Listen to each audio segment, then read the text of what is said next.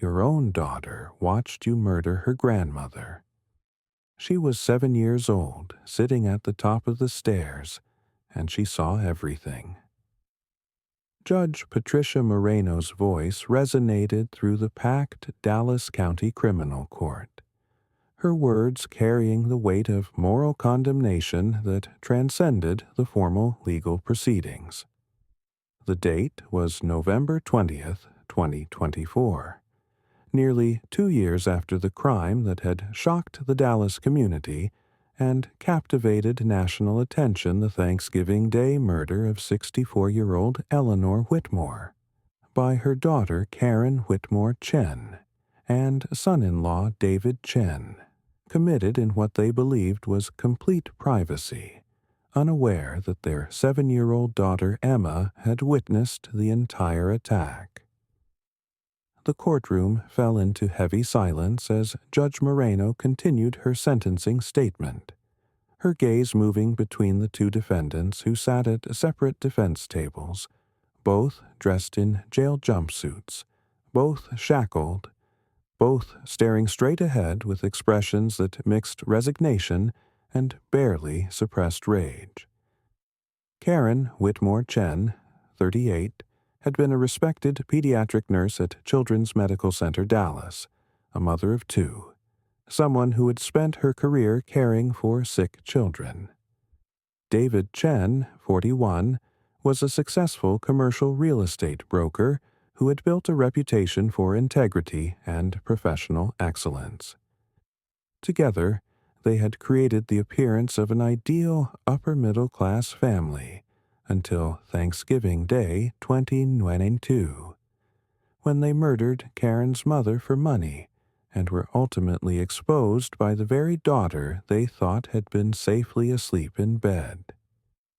The jury has found both of you guilty of capital murder, with special circumstances murder for financial gain and murder of a person over 65 years of age, Judge Moreno stated, referencing the aggravating factors that made the defendants eligible for the death penalty under Texas law. The jury has recommended that you both be sentenced to life imprisonment without the possibility of parole. This court accepts that recommendation and hereby sentences each of you to life without parole, to be served in the Texas Department of Criminal Justice.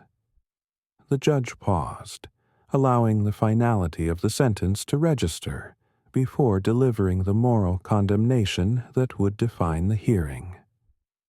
What makes your crime particularly heinous is not just that you murdered Eleanor Whitmore, a woman guilty of nothing more than wanting to change her will to protect her estate for her grandchildren. It's not just that you killed her on Thanksgiving, a day meant for family and gratitude, while your children slept upstairs. It's that when you were initially investigated and released because the medical examiner ruled Eleanor's death accidental, you went home and continued your lives as if nothing had happened. You raised your daughter, Emma, who had witnessed the murder, for nearly 2 years while she carried the trauma of what she saw. Too young to fully process it, but old enough to eventually tell the truth that would bring you both to justice. Judge Moreno's voice intensified with emotion.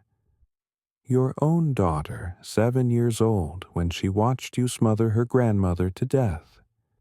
9 years old when she finally found the words to tell what she saw, is the witness who exposed your crime. She will live with the trauma of what you did for the rest of her life.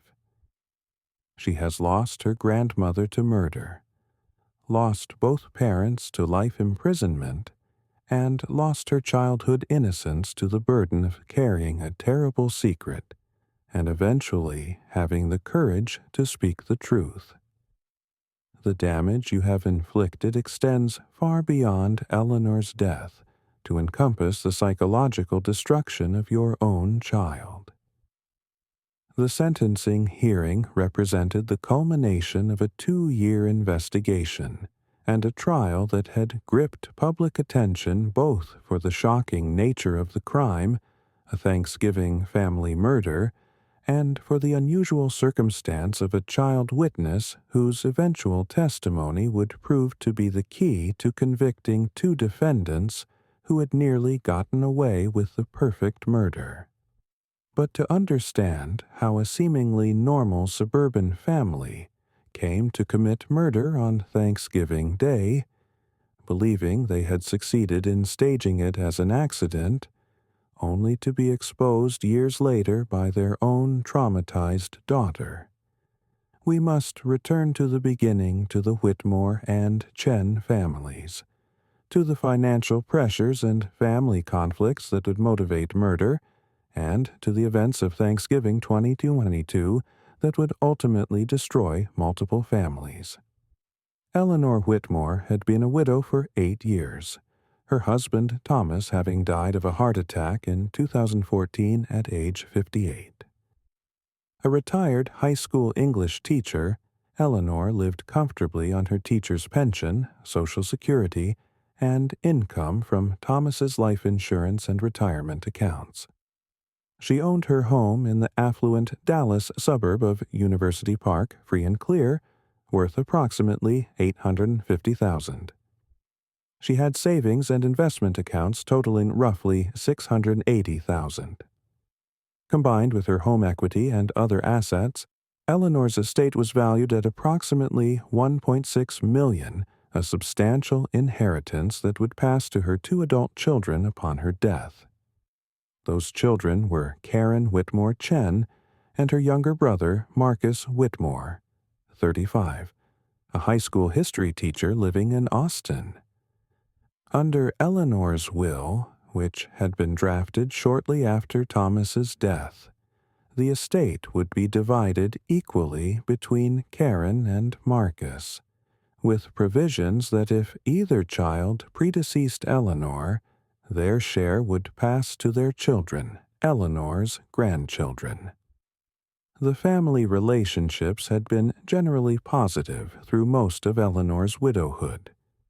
She saw Karen's family regularly, often hosting them for Sunday dinners and holidays. She traveled to Austin quarterly to visit Marcus, who was unmarried and had dedicated himself to his teaching career. Eleanor was particularly close to her grandchildren, Karen's daughters Emma, born in 2015, and Sophie, born in 2018, and took great joy in being an active grandmother, attending school events, hosting sleepovers, and creating memories with the girls. Eleanor absolutely adored those girls, testified Marcus Whitmore during his sister's trial, his voice breaking with emotion and anger. Emma and Sophie were the lights of her life. She would talk about them constantly, show their photos to everyone, plan activities around their interests. She had this whole vision of putting money aside for their college educations, helping them buy their first home someday, being involved in their lives as they grew up. And Karen and David took that away from all of them, took away the girl's grandmother, and took away Eleanor's future with her granddaughters, all for money. The family dynamic began deteriorating in mid-2022. When Eleanor made what would prove to be a fatal decision, she informed Karen that she was planning to modify her will to establish trusts for Emma and Sophie, rather than leaving everything outright to her children. Eleanor's reasoning was sound and motivated by love for her granddaughters, rather than any lack of trust in Karen or Marcus. Eleanor wanted to ensure that her estate would directly benefit her grandchildren's education and future. Testified James Morrison, Eleanor's estate planning attorney, explaining Eleanor's motivations for the planned will change. She had read articles about how inheritances can sometimes cause financial problems for recipients, and she wanted to structure things so that her grandchildren would definitely benefit from their inheritance, regardless of any future circumstances in their parents' lives.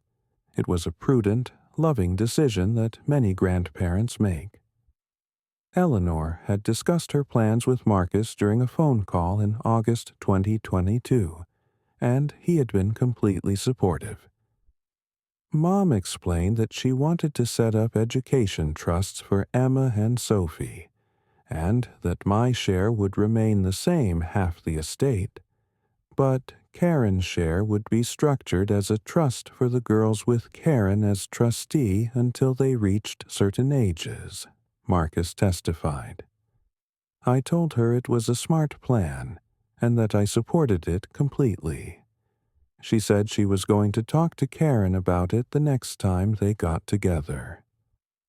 That conversation between Eleanor and Karen occurred in early September 2022, during a Sunday dinner at Eleanor's house.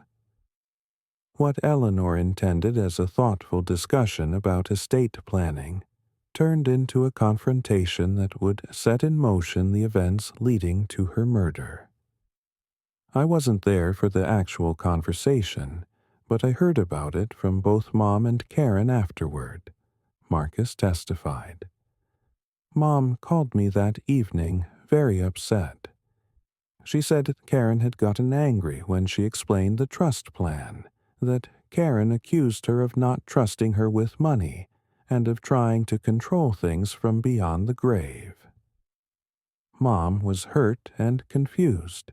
She'd thought Karen would appreciate her trying to ensure the girls were provided for.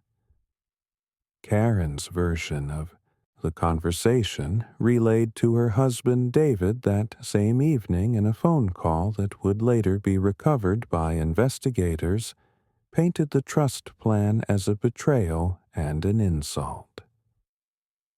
"Your mother doesn't trust you with your own inheritance," David's voice could be heard saying on the recording, which had been captured by his car's Bluetooth system that automatically recorded calls. "She's basically saying you'd blow through the money instead of using it for Emma and Sophie. That's disrespectful and controlling." Karen's response revealed both her anger and, ominously, the beginning of calculation about how to prevent the will change. If she changes her will like that, we won't see any of that money for decades, not until the girls are in their 30s or whatever ridiculous age she sets. "We need that money now, David. We have debts to pay off. I was counting on that inheritance to solve our financial problems." This conversation recovered months after Eleanor's death, during the investigation triggered by Emma's eventual testimony, would prove crucial in establishing motive. It revealed that despite their appearance of financial success, Karen and David were actually in serious financial trouble and had been counting on Eleanor's inheritance to bail them out. Financial records subpoenaed during the investigation would reveal the extent of the Chens' financial crisis. David's real estate brokerage, which had been successful during the boom years, had struggled significantly during the COVID-19 pandemic and subsequent economic uncertainty. His income had dropped from approximately $180,000 annually in 2019 to just $67,000 in 2021, and was on track to be even lower in 2022. Meanwhile, their expenses had remained at the level established during the higher-earning years. The family lived in a $720,000 house in the upscale suburb of Plano, with a mortgage payment of $4,200 monthly. Both Karen and David drove luxury vehicles with combined payments exceeding $400 per month. They had enrolled Emma in an expensive private school with a tuition of $22,000 annually. Credit card debt had ballooned to over $95,000 across multiple cards, with minimum monthly payments approaching $3,000. The Chens were in severe financial distress by late 2022, testified forensic accountant Robert Martinez during the trial.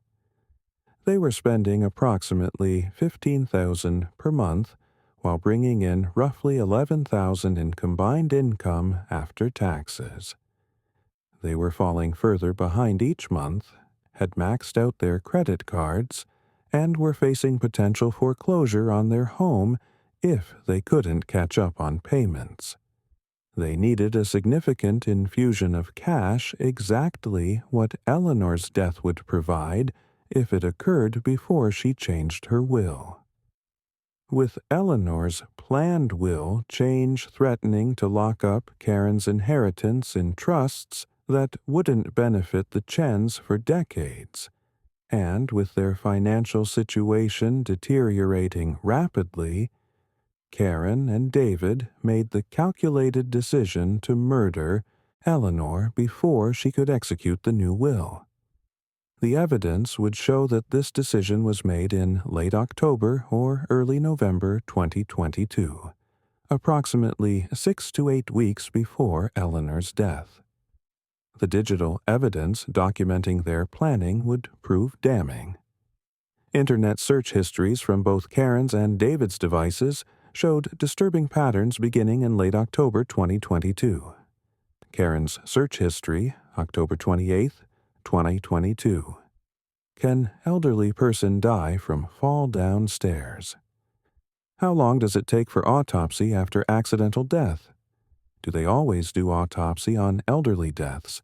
Sudden death in elderly common causes? David's search history, November 5, 2022. Suffocation versus strangulation differences. How to make death look like natural causes. Do medical examiners always detect suffocation? Pillow suffocation evidence. Karen's search history, November 10, 2022. Thanksgiving hosting tips. Can sleeping pills be detected in autopsy? What do people die from in their sleep? The searches demonstrated clear premeditation and specific research into methods of killing Eleanor, while making it appear to be a natural death or accident. The final searches about Thanksgiving hosting and deaths in sleep suggested they had settled on their plan: invite Eleanor for Thanksgiving, kill her in a way that could be attributed to natural causes, and collect the inheritance before she could change her will. Thanksgiving 2022 fell on Thursday, November 24th. The Chens hosted a family dinner at their Plano home, with Eleanor as their guest along with Karen's brother Marcus, who had driven up from Austin for the holiday. It was a tradition the family had maintained for years, gathering for a Thanksgiving meal, watching football, enjoying family time. It seemed like a perfectly normal Thanksgiving, Marcus would later testify, his voice heavy with guilt and grief. Mom was happy, the girls were excited, Karen and David seemed fine. We ate dinner, watched the Cowboys game, had pie. Around 8 p.m., Mom said she was tired and was going to go to bed. She was staying overnight in the guest room, as she often did after holiday dinners. Marcus said he was heading back to Austin that evening because he had to work on Friday. We all hugged goodbye, and I left around 8:30 p.m. That was the last time I saw my mother alive. What Marcus didn't know, what no one except Karen and David knew, or so they thought, was that Eleanor would be dead within 2 hours of his departure. Murdered by her own daughter and son-in-law in the guest bedroom where she had gone to sleep after a family Thanksgiving dinner. The only witness to what happened after Marcus left would be 7-year-old Emma Chen, who had supposedly been put to bed in her upstairs bedroom at 9 p.m., but who had actually crept out of bed and positioned herself at the top of the stairs, curious about adult conversations and hoping to sneak an extra piece of pie if her parents weren't paying attention. What Emma witnessed instead would traumatize her for years and would eventually bring her parents to justice for murder.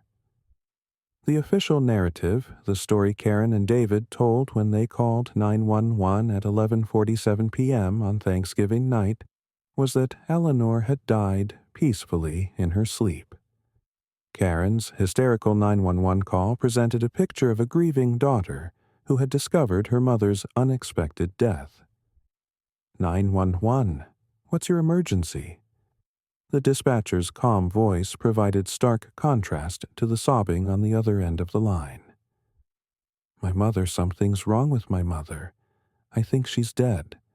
Please send help. Karen's voice was high-pitched with apparent panic, her words tumbling over each other in a rush that suggested shock and horror. Ma'am, I need you to stay calm. What's your address? The dispatcher began gathering essential information while simultaneously alerting emergency services. 4728 Meadowbrook Drive, Plano. We had Thanksgiving dinner, and my mother was staying overnight. I just went to check on her before bed, and she's not breathing. Her skin is cold. I think she's dead. Karen's narrative established the timeline Thanksgiving dinner. Eleanor staying overnight. Discovery when checking on her before bed. Is your mother responsive? Is she breathing? The dispatcher attempted to assess whether this was a medical emergency or a death investigation. No, she's not breathing and she won't wake up when I shake her. She's gone. Karen's sobs were audible through the phone, creating the impression of authentic grief. I'm sending paramedics now. Can you tell me if there's any obvious injury or any indication of what might have happened? The dispatcher's question sought information about potential causes of death. No, nothing. She went to bed saying she was tired, and now she's just dead. She was fine at dinner. She seemed completely normal. I don't understand what happened. Karen's statement established that Eleanor had appeared healthy before going to bed, setting up the narrative of unexpected natural death. Plano police officer Jennifer Martinez arrived at the Chen residence at 11:52 p.m., just 5 minutes after the 911 call, with paramedics arriving moments later. She found Karen Chen in an apparent state of shock, being comforted by her husband David in the living room, while Eleanor's body remained in the guest bedroom where she had allegedly died in her sleep. The paramedics confirmed what Karen had reported. Eleanor was deceased, and had been for at least an hour or more based on body temperature and rigor mortis beginning to set in. There was no indication of trauma, no signs of struggle, no obvious evidence of foul play. The scene appeared consistent with an elderly woman having died unexpectedly but peacefully in her sleep. When I arrived, it initially appeared to be a natural death, Officer Martinez testified during the trial. The deceased was lying in bed in her pajamas, tucked under the covers, in a peaceful position. There was no blood, no signs of violence, no indication of anything other than an elderly woman who had perhaps suffered a heart attack or stroke in her sleep. The family members appeared appropriately grief-stricken. Everything seemed consistent with an unexpected natural death. The medical examiner who responded to the scene reached the same initial conclusion. Dr. Patricia Foster examined Eleanor's body in situ and noted no obvious signs of trauma or foul play. Given Eleanor's age, 64, the sudden nature of the death, and the lack of suspicious circumstances, Dr. Foster authorized removal of the body to the medical examiner's office for a standard autopsy to determine cause of death. In cases of sudden death in individuals over 60, especially when there's no obvious trauma or suspicious circumstances, we typically conduct an autopsy to determine cause of death for certification purposes and to rule out any unexpected pathology. Dr. Foster would later testify. However, the level of scrutiny and the specific tests conducted vary based on the circumstances. In this case, with family reporting a normal Thanksgiving dinner, followed by the decedent going to sleep and not waking up, and with no signs of trauma at the scene, I conducted a standard autopsy focused on identifying natural causes of death, rather than the more comprehensive forensic examination we would do if we suspected homicide. Dr. Foster's autopsy, conducted on November 25, 2022, identified the cause of death as probable cardiac arrhythmia, based on Eleanor's medical history of treated high blood pressure and the absence of other obvious causes of death. The manner of death was certified as natural. This determination meant no criminal investigation was warranted, and Eleanor's death was processed as an unexpected but not suspicious natural death. I found no evidence of trauma, no toxicology findings of concern, no indication of anything other than a cardiac event, Dr. Foster testified, explaining her initial determination. Eleanor had a history of hypertension. She was in the age range where cardiac events become more common, and she died peacefully in bed after a family dinner. All of this was consistent with a cardiac arrhythmia, essentially. Her heart developed an abnormal rhythm and stopped. It's a common cause of sudden death in individuals in their 60s. The death certificate listing natural causes as the manner of death had profound legal implications. It closed the door on any criminal investigation and cleared the way for Eleanor's estate to be probated under her existing will, which left everything equally to Karen and Marcus. Within weeks of Eleanor's death, Karen had initiated the probate process, positioning herself to receive approximately $800,000 as her half of Eleanor's estate once the house was sold and accounts were distributed. Karen was remarkably efficient about getting the estate settled, testified James Morrison, Eleanor's attorney, who also handled the initial probate filing. Most people take months to even begin thinking about probate after a parent's death. Karen had me file the probate petition within 3 weeks of Eleanor's death. She was very focused on getting the house listed and sold, getting accounts transferred, getting everything liquidated and distributed. At the time, I attributed it to her being organized and perhaps needing to stay busy to avoid grief. In retrospect, it was because she and David desperately needed that money and wanted to get it as quickly as possible. Marcus Whitmore was grieving the unexpected loss of his mother and didn't question Karen's efficiency in handling estate matters. "I was in shock about losing Mom so suddenly," Marcus testified. "She'd seemed completely healthy, active, engaged, making plans for the future. And then she was just gone. I couldn't even process it. When Karen said she would handle the estate paperwork and house sale, I was grateful because I couldn't deal with practical matters. I was just trying to get through each day." For nearly 2 years, it appeared that Karen and David Chen had committed the perfect murder. They had killed Eleanor in a method that left no obvious forensic evidence. They had successfully had her death certified as natural. They had avoided any criminal investigation, and they were proceeding to inherit the very money that Eleanor had planned to protect from them by changing her will. Their financial problems were being resolved as they used Eleanor's estate to pay off debts and stabilize their situation. The only crack in their perfect crime was a 7-year-old girl who had witnessed everything from her vantage point at the top of the stairs.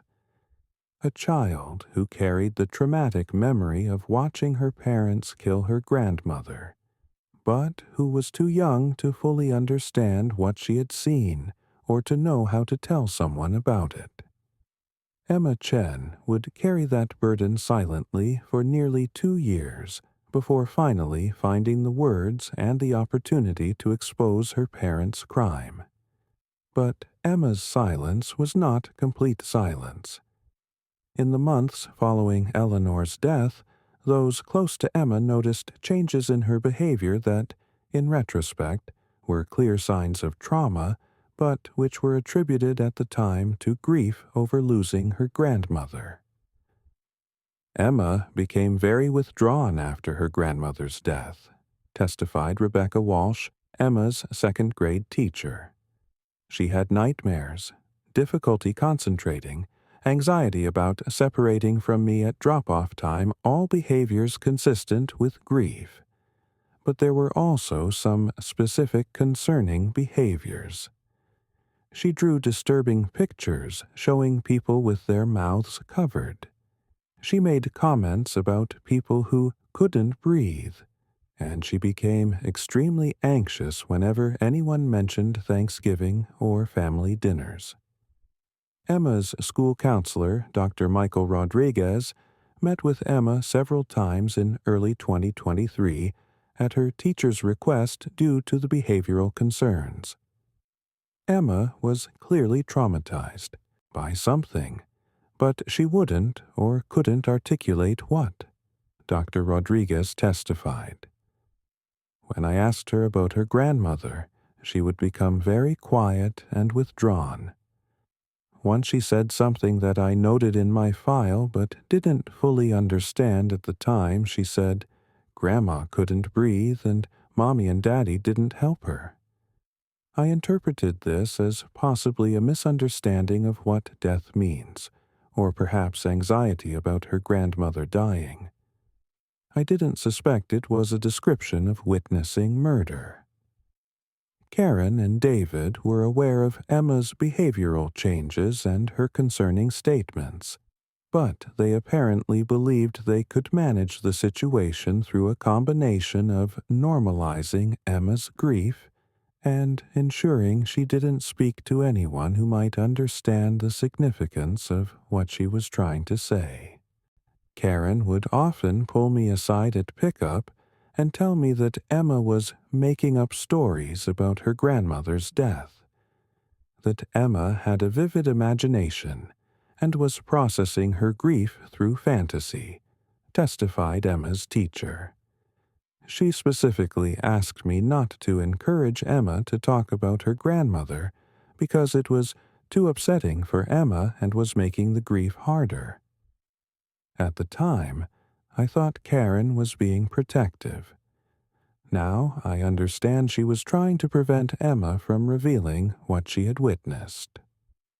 The breakthrough that would eventually expose the murder came in September 2024, nearly 2 years after Eleanor's death, when Emma was in 4th grade and had a new teacher, Sarah Martinez, who was trained in recognizing signs of childhood trauma and who created a classroom environment where students felt safe sharing difficult experiences.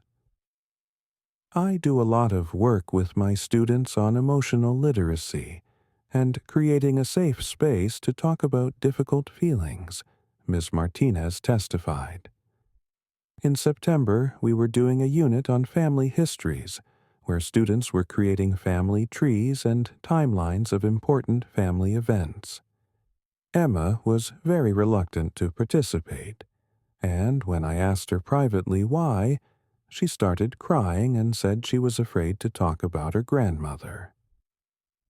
Ms. Martinez's gentle questioning, conducted with appropriate sensitivity and without leading questions, eventually resulted in Emma making statements that immediately alarmed the experienced teacher. Emma told me that her grandmother hadn't died in her sleep like everyone said.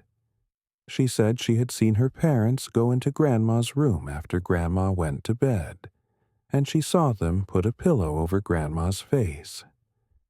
She said Grandma tried to push them away, but she couldn't, and that it went on for a long time until Grandma stopped moving. Miss Martinez immediately reported Emma's disclosure to the school administration and to Child Protective Services as required by mandatory reporting laws for educators. CPS initiated an investigation, interviewing Emma with forensic interview specialists trained in questioning child witnesses without contamination or suggestion. The forensic interview, conducted at the Dallas Children's Advocacy Center by specialist Dr. Jennifer Walsh, was video recorded and would later be used as evidence at trial. Dr. Walsh used age-appropriate, non-leading questions to elicit Emma's account of what she had witnessed on Thanksgiving night 2022. The video showed Emma, now 9 years old, small for her age and speaking in a soft voice, describing what she had seen. "I was supposed to be asleep, but I wasn't. I was at the top of the stairs and I wanted to get some more pie. I saw Mommy and Daddy go into Grandma's room where Grandma was sleeping. I heard them talking, but I couldn't hear what they said. Then Mommy came out and went downstairs, and Daddy was still in the room. Then Mommy came back with a pillow not from our house, a different pillow.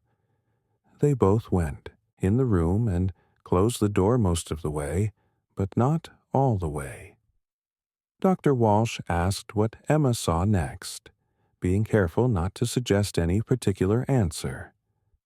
Emma continued, "I could see a little bit through the crack in the door. I saw Daddy hold Grandma's arms, and Mommy put the pillow on Grandma's face and push down. Grandma was trying to move and make noise, but she couldn't, because Mommy was pushing the pillow really hard. It went on for a really long time, I don't know how long, but it felt like forever. Then Grandma stopped moving, and Mommy and Daddy talked some more, and then they came out. I ran back to my room and got in bed and pretended to be asleep. Later, I heard Mommy screaming, and people came to the house." Dr. Walsh asked Emma why she hadn't told anyone what she saw at the time. Emma's answer was heartbreaking. "I didn't really understand what I saw. I knew something bad happened, but I didn't know Grandma was dead until the next day. And then I was scared. I thought if I told, Mommy and Daddy would be mad at me, and I thought maybe I imagined it or misunderstood. But I keep having dreams about it, and I can't stop thinking about it. Miss Martinez said it's okay to tell the truth even if it's scary, so I told her." The forensic interview was conducted with extreme care to avoid any suggestion or contamination of Emma's testimony. Dr. Walsh used established protocols for interviewing child witnesses, and her conclusion was that Emma's account was credible, detailed, and consistent with genuine memory rather than fantasy or suggestion. Emma provided specific, sensory details consistent with actual witnessed events. Dr. Walsh would testify at trial. She described what she saw, what she heard, where she was positioned, what she thought and felt. She acknowledged uncertainty about some details while being confident about core facts.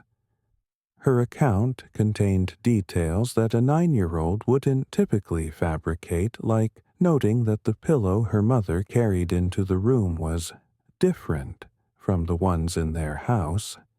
suggesting they had brought a pillow specifically for the purpose of suffocation. Her emotional affect was appropriate to someone recounting a traumatic memory. In my professional opinion, Emma was describing a real event she had witnessed. The disclosure triggered an immediate criminal investigation. Detective Sarah Williams of the Plano Police Department was assigned to re-examine Eleanor Whitmore's death in light of Emma's allegations. What had been closed as a natural death nearly 2 years earlier was now being investigated as a potential homicide. Detective Williams began by obtaining the original case file from Eleanor's death, reviewing the autopsy report, and consulting with the medical examiner about whether suffocation could have been missed in the original autopsy. Dr. Foster's response was sobering suffocation, particularly when done with a soft object like a pillow. Often leaves minimal forensic evidence, especially if the medical examiner isn't specifically looking for it during autopsy. Suffocation with a soft pillow in an elderly person can be very difficult to detect at autopsy if you're not specifically looking for it, Dr. Foster testified, explaining how Eleanor's murder could have been initially missed. There are often no specific findings, no petechial hemorrhages in the eyes, no injuries to the neck, no obvious trauma. The mechanism of death is simply oxygen deprivation, and if the victim is held down gently but firmly, there may be minimal physical evidence. In my original autopsy of Eleanor Whitmore, I was looking for natural causes of death in an elderly woman who reportedly died in her sleep. I wasn't looking for subtle signs of suffocation because there was no reason to suspect homicide at that time. Detective Williams obtained permission to exhume Eleanor's body for a second. More comprehensive autopsy specifically focused on identifying evidence of suffocation. The exhumation was conducted in October 2024, nearly 2 years after Eleanor's burial. Dr. Robert Chen, a forensic pathologist specializing in asphyxiation deaths, conducted the examination. While decomposition had occurred, Dr. Chen was able to identify findings consistent with Emma's account of suffocation. I found evidence of small hemorrhages in the soft tissues of the neck and around the larynx that were not noted in the original autopsy. Likely because they were subtle, and the original examination wasn't focused on asphyxiation, Dr. Chen testified. These findings are consistent with sustained pressure over the nose and mouth preventing breathing. Combined with the witness statement describing pillow suffocation and the circumstances of death, my opinion is that Eleanor Whitmore died of asphyxiation by smothering rather than from natural cardiac causes. The revised cause of death homicide by asphyxiation transformed the investigation from preliminary inquiry to active murder case. Detective Williams assembled a comprehensive investigative team and began the systematic work of building a case against Karen and David Chen for the murder of Eleanor Whitmore. The investigation proceeded on multiple fronts: financial analysis to establish motive, digital forensics to document planning, witness interviews to establish opportunity and behavior, and evidence collection to support Emma's account. Each avenue of investigation revealed additional evidence supporting the theory that Karen and David had planned and executed Eleanor's murder on Thanksgiving 2024 to prevent her from changing her will and to gain immediate access to her substantial estate. Financial records demonstrated the Chens' desperate need for money and their use of Eleanor's inheritance to resolve their financial crisis. Within 3 months of receiving Eleanor's estate distribution in early 2023, the Chens paid off $95,000 in credit card debt, caught up on 6 months of delinquent mortgage payments, and paid off both car loans, testified forensic accountant Martinez. They used Eleanor's money to solve every financial problem they had been facing when they killed her. The timing and pattern of expenditures demonstrates that financial gain was a clear motive for murder. The recovered digital evidence internet searches about suffocation, natural causes of death, and autopsy procedures demonstrated premeditation and planning. Computer forensics specialist Jennifer Santos testified about recovering the searches from both Karen's and David's devices, explaining that even deleted search history could be recovered from cloud backups and browser data. Perhaps most damning was the audio recording from David's car Bluetooth system, capturing the September 2022 phone call where Karen and David discussed Eleanor's planned will change and their anger about losing access to the inheritance. She's basically saying you'd blow through the money. "We need that money now, David," the recording captured, establishing both motive and their mindset months before the murder. Physical evidence was more limited, given the nearly 2-year gap between crime and investigation.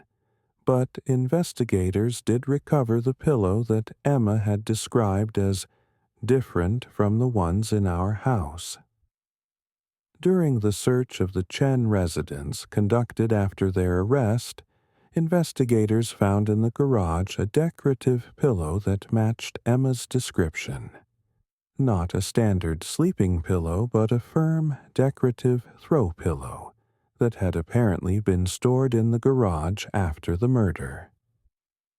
The pillow recovered from the garage was subjected to forensic examination, testified crime scene investigator Robert Chang. While 2 years had passed since the murder, we were able to identify trace DNA from Eleanor Whitmore on the pillowcase. The presence of Eleanor's DNA on a pillow that had been stored in the Chen's garage rather than remaining in use in their home is consistent with Emma's account that this pillow was brought into Eleanor's room specifically for the purpose of suffocating her, and was then removed and stored rather than returned to normal use. Witness testimony established the Chen's behavior before and after the murder. Marcus Whitmore testified about the September 2022 conversation when Eleanor told him about the planned will change and about Karen's angry reaction. James Morrison testified about Karen's unusual haste in initiating probate proceedings and liquidating Eleanor's estate. Friends and colleagues testified about the Chens' financial problems and their discussions about needing money. Based on this comprehensive evidence, Karen Whitmore Chen and David Chen were arrested on November 2, 2024, nearly 2 years after Eleanor's murder. They were charged with capital murder with special circumstances murder for financial gain and murder of an individual over 65, making them eligible for the death penalty under Texas law. The arrests made national headlines. Parents accused of killing grandmother on Thanksgiving after daughter witnesses murder became a leading story on news networks, with particular focus on the unusual circumstance of a child witness whose testimony years after the crime would prove crucial to the prosecution. Karen and David's reactions to their arrests were notably different. Karen immediately requested an attorney and refused to make any statements. David attempted to deny involvement, claiming that Eleanor's death had been natural and that Emma was confused or had been coached by someone with a grudge against them. Emma is 9 years old, and she's remembering something from when she was 7. David told Detective Williams during his interrogation, which was video recorded. Kids that age have vivid imaginations. They conflate dreams and reality. She probably had nightmares about her grandmother dying, and now she thinks those nightmares were real memories. You're destroying our family based on a child's confused memories. Detective Williams confronted David with the evidence, the financial records, the internet searches, the phone call recording, the forensic findings from the exhumation. David's response shifted from denial to silence. "I want an attorney," he finally stated, ending the interrogation without providing any explanation for the evidence against him. The case proceeded toward trial, with prosecutors deciding to try both defendants jointly rather than in separate proceedings. The trial would take place nearly 2 years after the arrests that occurred, 2 years after the crime, meaning that Emma, the critical witness, would be 11 years old when she testified about events she witnessed at age 7. The trial of Karen Whitmore Chen and David Chen began on September 8, 2024, before Judge Patricia Moreno in Dallas County Criminal Court. The proceeding drew extensive media attention both locally and nationally, with particular focus on Emma's upcoming testimony and the Thanksgiving setting of the murder. Jury selection took 2 weeks, with extensive questioning about potential jurors' views on child witnesses, the death penalty, circumstantial evidence, and family relationships. The final jury consisted of 8 women and 4 men, ranging in age from 25 to 71, with diverse backgrounds including parents, grandparents, teachers, and professionals from various fields. Lead prosecutor Rachel Martinez's opening statement was comprehensive and powerful, laying out the timeline of events, the financial motive, the evidence of planning, and the centrality of Emma's testimony. This case is about greed and betrayal. Karen and David Chen were in financial crisis, drowning in debt, facing foreclosure, desperate for money. When Karen's mother Eleanor announced she was changing her will to protect her grandchildren's inheritance in trusts rather than leaving everything outright to Karen, the defendants made a calculated decision: kill Eleanor before she could execute the new will, stage her death, to look natural, and collect the inheritance they needed to solve their financial problems. Martinez outlined the evidence methodically. You will hear testimony about internet searches documenting the defendant's research into murder methods and how to avoid detection. You will hear a phone call recording where they discuss their anger about Eleanor's will change and their need for money. You will hear forensic evidence showing that Eleanor died from suffocation, not natural causes as originally believed. You will hear financial evidence showing how the defendants used Eleanor's inheritance to pay off all their debts within months of her death. The prosecutor then addressed the centerpiece of the case, Emma's testimony. And you will hear from Emma Chen, who is now 11 years old but was 7 when she witnessed her parents murder her grandmother. Emma will tell you what she saw on Thanksgiving night 2022, how she watched from the top of the stairs as her parents entered her grandmother's bedroom, how she saw her father hold Eleanor's arms while her mother pressed a pillow over Eleanor's face, how she heard Eleanor struggling to breathe, how long it took before Eleanor stopped moving. Emma carried this traumatic memory for nearly 2 years before finally finding the courage to tell the truth. Her testimony, corroborated by physical evidence and the defendant's own documented planning, will prove beyond any doubt that Karen and David Chen murdered Eleanor Whitmore.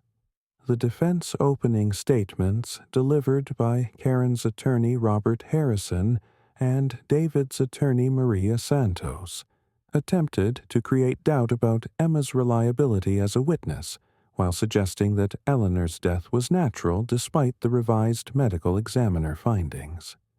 Harrison focused on Emma's age and the time gap between witnessing and disclosure.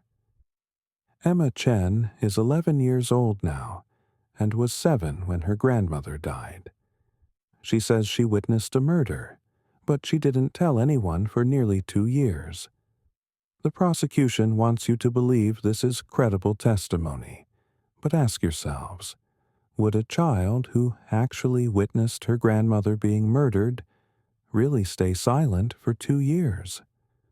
Or is it more likely that Emma's memories have been contaminated by nightmares, by therapeutic conversations, by the power of suggestion from adults asking leading questions? Santos emphasized the medical evidence, arguing that the original autopsy finding of natural death was correct and that the exhumation findings were ambiguous at best. Dr. Foster, an experienced medical examiner, conducted a thorough autopsy and determined Eleanor Whitmore died of cardiac arrhythmia natural causes. Now, 2 years later, and after a child makes accusations, suddenly we're supposed to believe she was murdered. The exhumation findings are inconclusive and consistent with normal post-mortem changes. The prosecution's entire case rests on the uncorroborated testimony of a child witness whose memories are highly questionable. The prosecution's case proceeded over 4 weeks, systematically presenting evidence establishing motive, means, opportunity, and the defendant's guilt. Detective Williams testified about the investigation, explaining how Emma's disclosure had prompted re-examination of Eleanor's death and how each piece of evidence had corroborated Emma's account. The financial testimony was devastating, demonstrating the Chens' desperate need for money and their use of Eleanor's inheritance to resolve their crisis. Marcus Whitmore testified about Eleanor's planned will change and Karen's angry reaction, providing context for why the defendants had motive to kill Eleanor before she could execute the new will. The digital forensics testimony presented the Internet searches in chronological order, showing the progression from financial desperation to research about murder methods to specific searches about suffocation and autopsies. The jury heard the phone call recording where Karen and David discussed their anger about Eleanor's will change and their need for her inheritance money. The medical testimony explained how suffocation could have been missed in the original autopsy, and how the exhumation findings supported the conclusion that Eleanor had been smothered. Dr. Chen's testimony was technical but clear.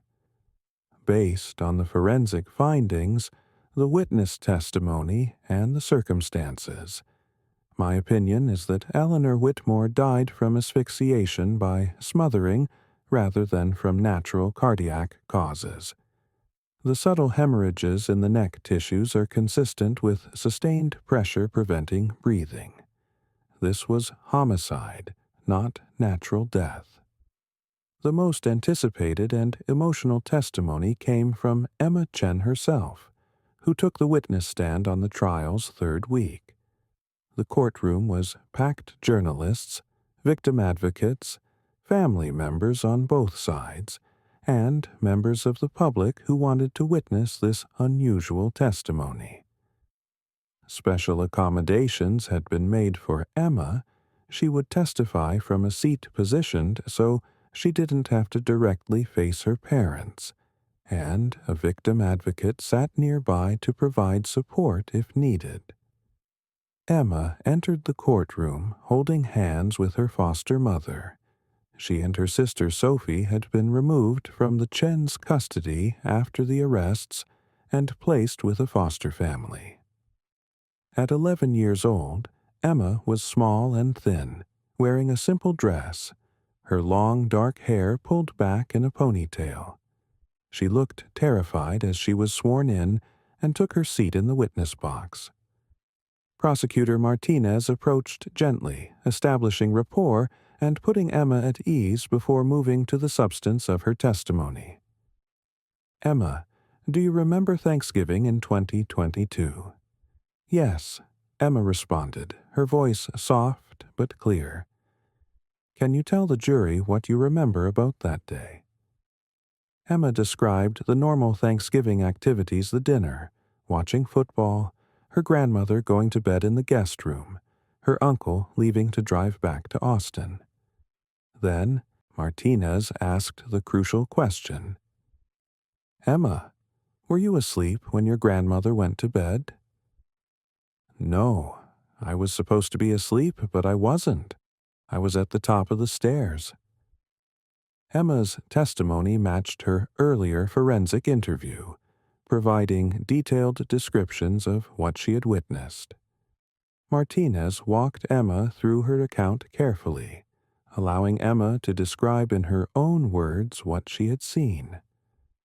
The courtroom was silent as Emma described watching her parents enter Eleanor's room, seeing them position themselves, witnessing the suffocation, understanding even at age 7 that something terrible was happening. When you saw your mother put the pillow on your grandmother's face, what did you see your grandmother do? Martinez asked. Grandma tried to push away. She was moving her arms and trying to move, but Daddy was holding her arms. She tried to make noise, but the pillow was covering her face. It went on for a really long time. Emma's voice was steady, but tears ran down her face as she testified. Why didn't you tell anyone what you saw right away? I was scared, and I didn't really understand that Grandma was dead. I thought maybe she was just sleeping really hard or something. But then the next day, Mommy was crying and there were police and ambulance people and everyone said Grandma died. I was really confused and scared. I thought if I told what I saw, Mommy and Daddy would be mad at me or I would get in trouble. When did you finally tell someone what you saw? Last year, when I was in Ms. Martinez's class, we were doing family trees and I started thinking about Grandma and how much I missed her. Ms. Martinez asked me why I was sad and I started telling her. She was really nice and she said it was okay to tell the truth even if it was scary. So I told her what I saw. The testimony was emotionally powerful and remarkably detailed for a child witness. Emma acknowledged uncertainty about some peripheral details while remaining confident about the core facts. She had seen her parents enter her grandmother's room, seen them suffocate her with a pillow, and heard Eleanor struggling before she stopped moving. Cross-examination of Emma was challenging for the defense attorneys, who had to question her testimony without appearing to bully a child witness. Harrison attempted to suggest that Emma's memories had been influenced by nightmares or by adults asking leading questions, but Emma remained consistent. Emma, do you think it's possible that some of what you remember might have been a dream? Harrison asked carefully. No, I know the difference between dreams and real things. This was real. I was awake. I saw it happen. Emma's certainty was clear and convincing. Santos tried to establish that the 2-year delay in disclosure undermined Emma's credibility. Emma, if you really saw something so terrible happen to your grandmother, why would you wait 2 whole years to tell anyone? Emma's response was heartbreaking in its honesty. I was 7. I didn't know what to do. I was scared and confused. I thought about it all the time, but I didn't know who to tell or how to tell. When Ms. Martinez was nice to me and said it was safe to tell the truth, I finally felt like I could say what happened. The cross-examination failed to undermine Emma's credibility.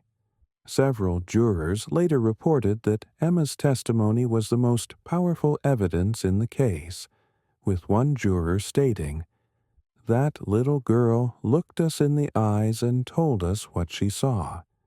You could see the trauma in her face, hear the pain in her voice. She wasn't making it up. She was describing something real and terrible that she had witnessed."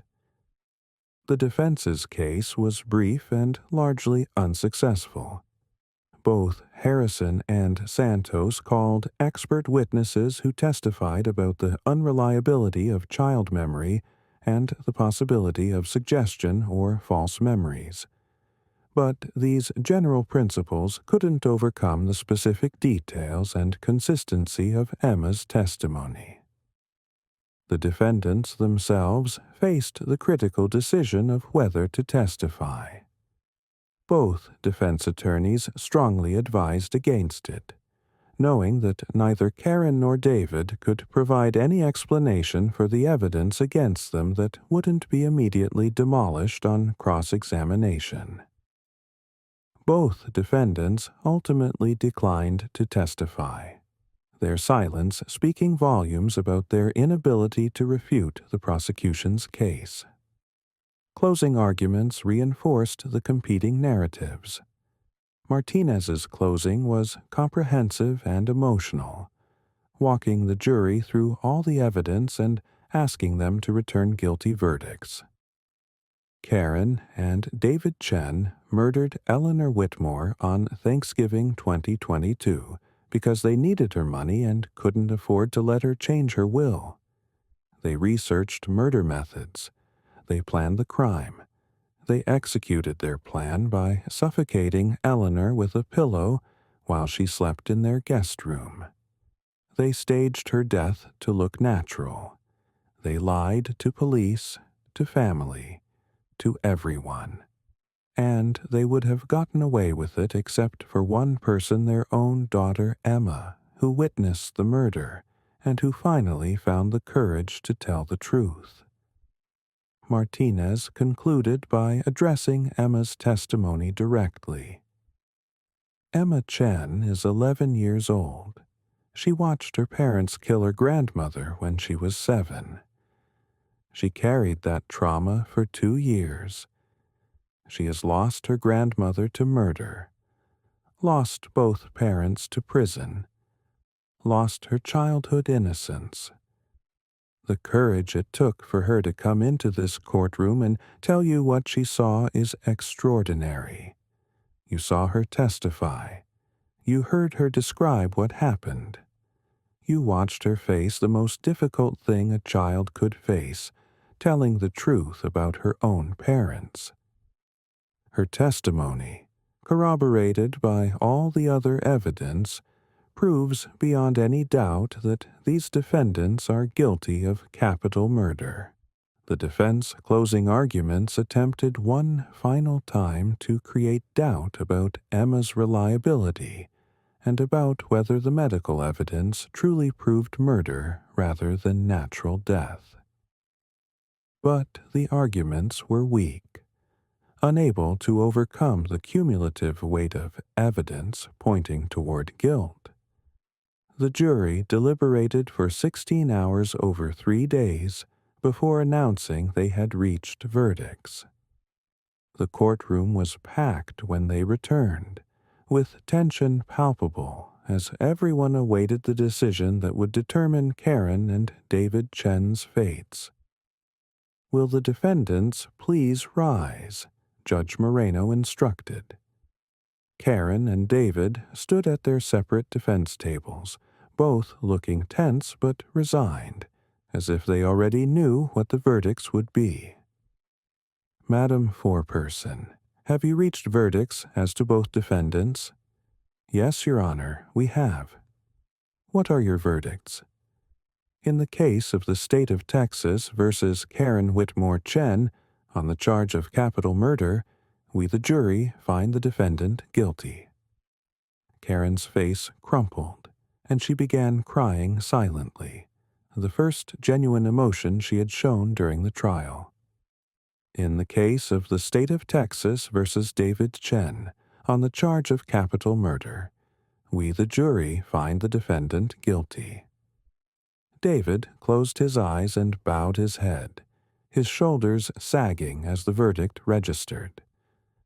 The courtroom erupted in reactions relief from Eleanor's family, sobs from some spectators, the furious scribbling of journalists documenting the historic moment. Judge Moreno gavelled for order and announced that the punishment phase would begin the following week.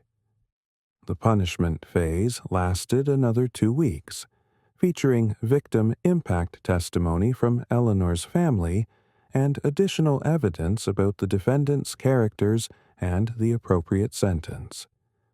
Under Texas law, for capital murder the jury must choose between life without parole and death, with death requiring unanimous agreement that aggravating factors outweigh any mitigating circumstances.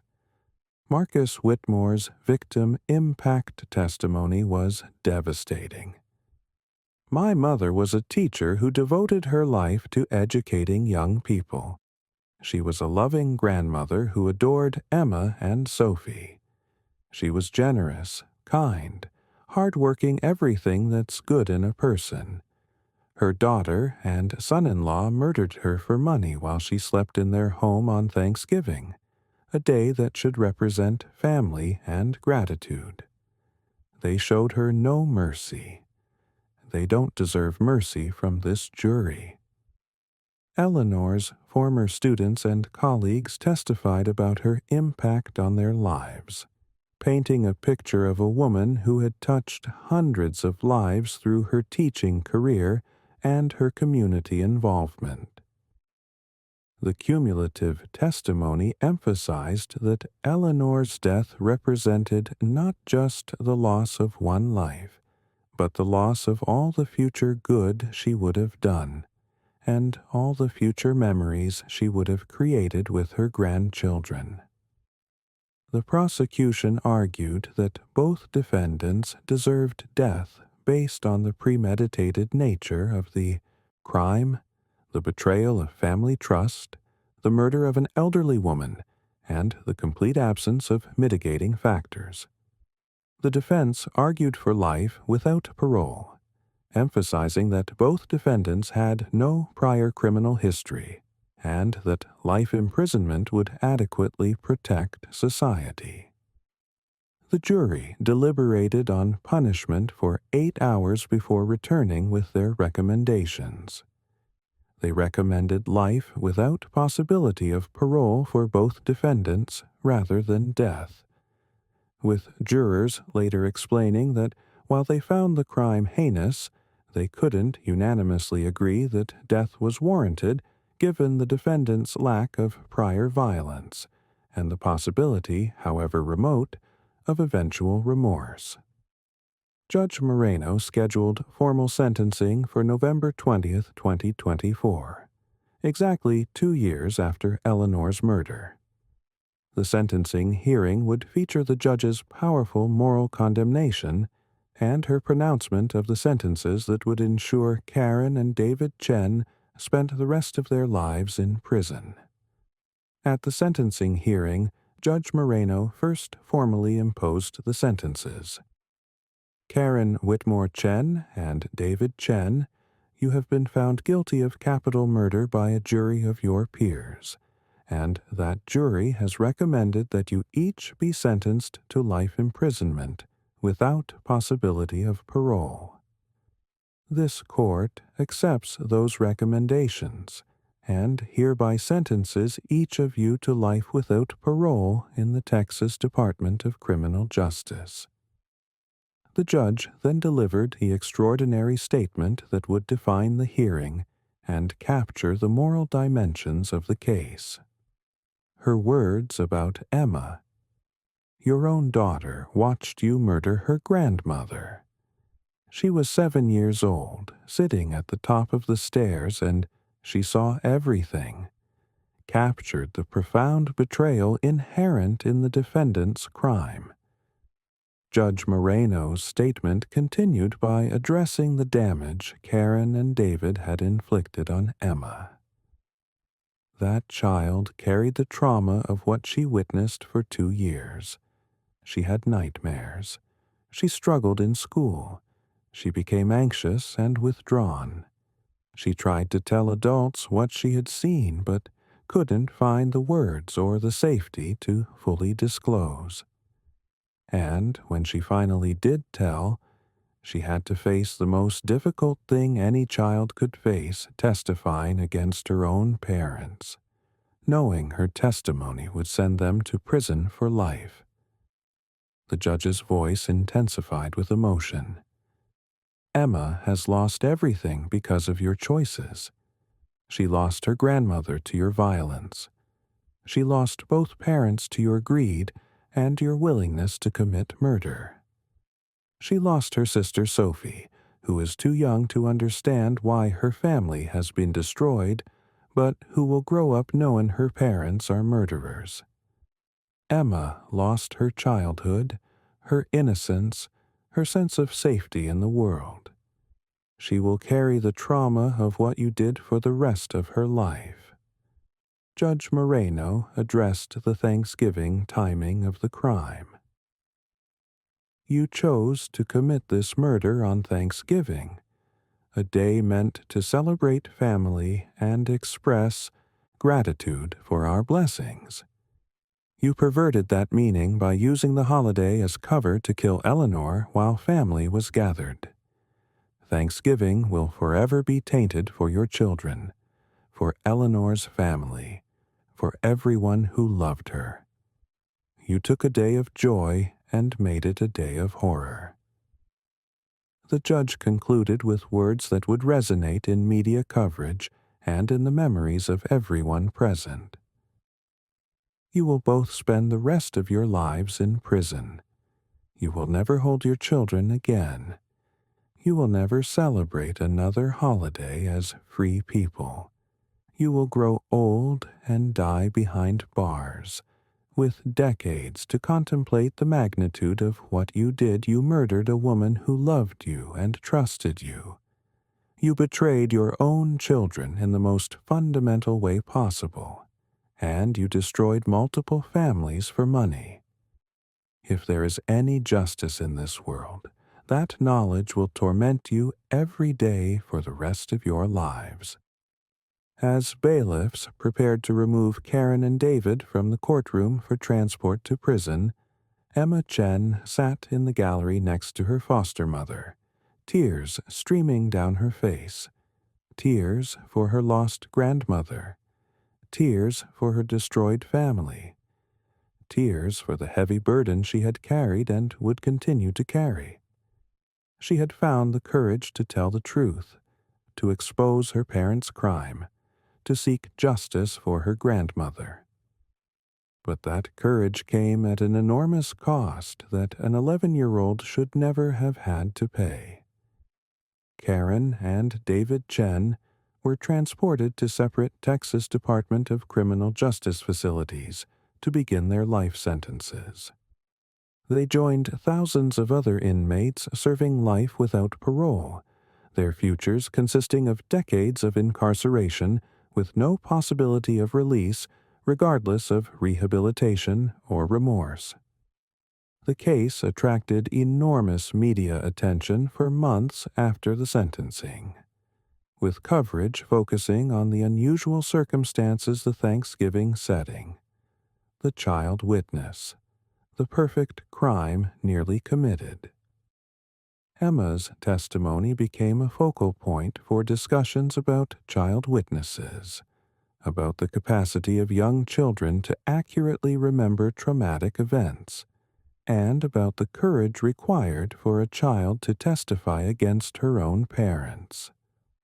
Legal experts praised the prosecution's handling of Emma's testimony and the jury's careful consideration of her credibility. The Emma Chen testimony represents best practices in presenting child witness evidence, commented Professor Jennifer Walsh, a criminal law expert at Southern Methodist University. The prosecution properly prepared Emma, supported her emotionally, presented her testimony in a developmentally appropriate manner, and allowed the jury to assess her credibility based on the totality of circumstances rather than simply her age. Emma's testimony, corroborated by substantial physical and documentary evidence, proved highly credible and was essential to securing justice for Eleanor Whitmore. Child psychology experts analyzed Emma's trauma and the long-term impact of witnessing her grandmother's murder and testifying against her parents. Emma will need extensive trauma therapy for years to come, stated Dr. Michael Rodriguez, a child psychologist specializing in trauma. She witnessed a horrific act of violence against someone she loved. She carried that secret for 2 years during critical developmental years. She then had to relive the trauma through disclosure and testimony. The impact on her psychological development will be profound and lasting. With appropriate support, Emma can heal and lead a fulfilling life, but she will always carry the scars of what her parents did to her grandmother and to her. The case also prompted discussions about family violence, about how perpetrators can hide behind facades of normalcy while planning and executing terrible crimes, and about the warning signs that might have prevented Eleanor's death if recognized and acted upon earlier. The Chen case demonstrates how financial pressure combined with opportunity can motivate even seemingly normal people to commit murder, commented former prosecutor Sarah Martinez. Karen and David weren't career criminals. They were middle-class professionals with children, jobs, community ties. But when faced with financial crisis and presented with the opportunity to solve that crisis through Eleanor's death, they chose murder. It's a sobering reminder that evil can come from unexpected places and that we need to pay attention to warning signs in family dynamics. For Marcus Whitmore, Eleanor's son and Emma's uncle, the aftermath of the trial brought both justice and profound grief. He had lost his mother to murder, lost his sister and brother-in-law to life imprisonment, and had to grapple with the complex reality that Emma, his niece, had been both victim and hero in the terrible story. "I'm grateful that Emma found the courage to tell what she saw," Marcus stated in an interview after the sentencing. "Without her testimony, Karen and David would have gotten away with murdering my mother. But I'm devastated by what this has cost Emma. She's 11 years old, and she's lost everything. I'm committed to being part of her life going forward, to helping her heal as much as possible, to making sure she knows that what happened to her family wasn't her fault, and that she did the right thing by telling the truth." Emma and Sophie Chen remained in foster care pending permanent placement, with Marcus Whitmore seeking to adopt both girls to keep them connected to their biological family, while providing stability and support. The adoption process would take time, but Marcus was determined to ensure his nieces had the opportunity to heal and build new lives, despite the trauma inflicted by their parents' choices.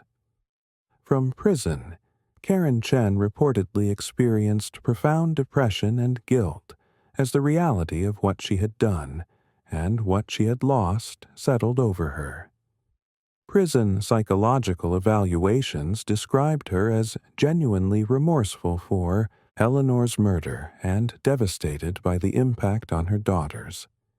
Whether this remorse was genuine or performative would be debated, but regardless, it came too late to change anything. Eleanor was dead, Emma was traumatized, and Karen would spend the rest of her life in prison. David Chen's prison adjustment was reportedly more difficult, with disciplinary issues and struggles with the reality of life imprisonment.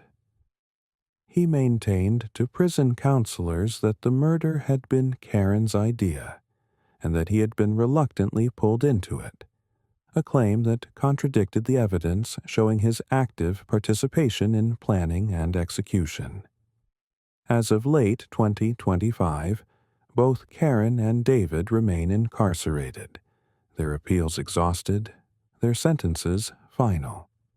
They will spend the next several decades behind bars, aging into old age in prison, their lives defined by the terrible decision they made on Thanksgiving 2022 to murder Eleanor Whitmore for her inheritance. Eleanor's estate, which Karen and David had killed to obtain, was eventually distributed to Marcus Whitmore and placed in trust for Emma and Sophie after legal proceedings established that Karen had forfeited her inheritance rights by murdering Eleanor.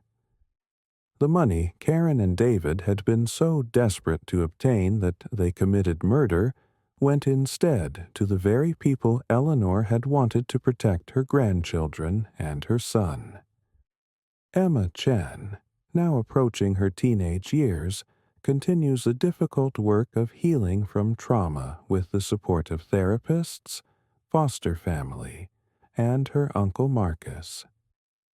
She carries the burden of having witnessed her grandmother's murder and of having been the witness whose testimony brought her parents to justice. It's a burden no child should carry, but Emma has demonstrated remarkable courage and resilience in speaking the truth despite the cost. The case of Karen Whitmore Chen and David Chen serves as a dark reminder of how greed can motivate unthinkable evil, how family relationships can be destroyed by financial pressure and moral failure, and how the truth can emerge even when perpetrators believe they have committed the perfect crime. They murdered Eleanor on Thanksgiving, believing no one saw, and that her death would be attributed to natural causes, allowing them to inherit the money they desperately needed. But they were wrong. Someone did see. Their 7-year-old daughter Emma witnessed everything from her vantage point at the top of the stairs. And when Emma finally found her voice 2 years later, her testimony exposed their crime and brought them to justice for the murder of the woman who had loved them both, and who had only wanted to protect her grandchildren's futures. Judge Moreno's words at sentencing captured the essence of their crime and its consequences. Your own daughter watched you murder her grandmother, and she will carry that trauma for the rest of her life. Those words serve as an epitaph for a case where parents' greed destroyed multiple lives: Eleanor's life, taken by violence, Emma's childhood shattered by trauma, Sophie's family broken beyond repair, and Marcus left to grieve his mother while trying to rebuild some semblance of family for his orphaned nieces. Thanksgiving, meant to be a celebration of family and gratitude, became instead the setting for murder and betrayal. Emma Chen's courage in exposing that murder ensured justice for her grandmother, but at a cost that an 11-year-old child should never have had to pay. The case stands as testimony to both the depths of human evil and the power of truth spoken by a child brave enough to expose her own parents' terrible crime.